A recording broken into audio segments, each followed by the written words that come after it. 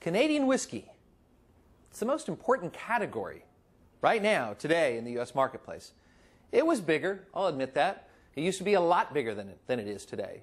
And certainly Canadian whiskey numbers are dropping. But let's be honest about this. Only the cheap brands are dropping. They're plummeting. The super premium brands, the great brands of Canadian whiskey, they continue to grow in sales. Now, how is it that Canadian whiskey came to be the dominant whiskey? I mean, we make our own whiskey, right? Bourbon in Tennessee and the like.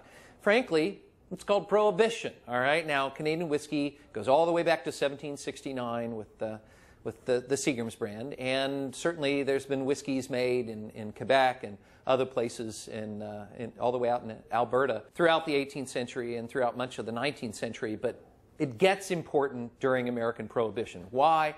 The second year of American Prohibition saw a 400% increase in Canadian whiskey sales. Yeah, they were drinking more up there. No.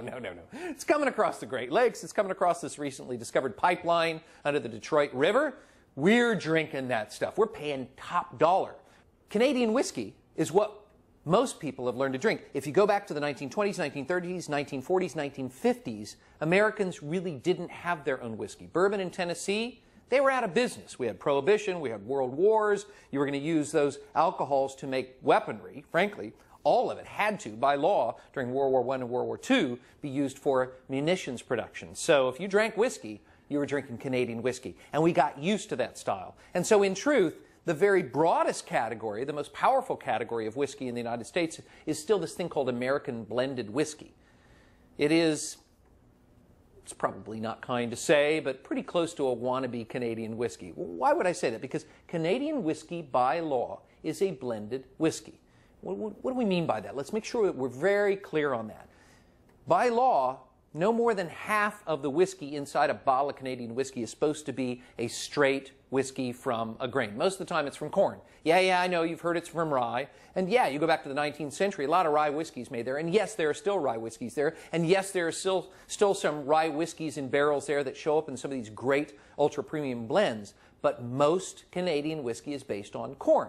Now, what you do with this corn is, most of the time, you make a big chunk of it into neutral grain spirit. And then you blend that neutral grain spirit into what we call a straight whiskey. It isn't distilled to as high a proof. It's not as neutral, has more flavors and aromas, still made from corn. And yeah, there's a little rye in there, and yeah, there's a little barley in there, but it's blended. Canadian whiskey is by law a blended whiskey, which means at least half of it is neutral grain spirit.